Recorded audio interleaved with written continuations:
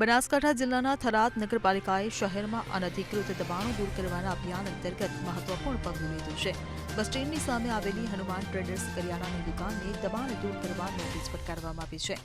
નગરપાલિકા તંત્રે દુકાનના માલિકને 7 દિવસની અંદર દબાણ દૂર કરવાનો આદેશ આપ્યો છે. નોટિસમાં સ્પષ્ટ જણાવવામાં આવ્યું છે કે જો નિર્ધારિત સમયમર્યાદામાં દબાણ દૂર કરવામાં નહીં આવે તો દુકાન માલિક સામે કાયદેસરની કાર્યવાહી કરાશે. આ કાર્યવાહી નગરપાલિકાના વ્યાપક દબાણ વિરોધી અભિયાનનો એક ભાગ છે. પાલિકાનું આ પગલું શહેરમાં જાહેર માર્ગો અને જગ્યાઓને અનધિકૃત દબાણોથી મુક્ત કરવાના ઉદ્દેશ્યથી લેવામાં આવ્યું છે. Bureau report CN24 news. હવે જુઓ દેશ દુનિયાની તમામ ખબરો તમારી આંગળીના ટેરવે.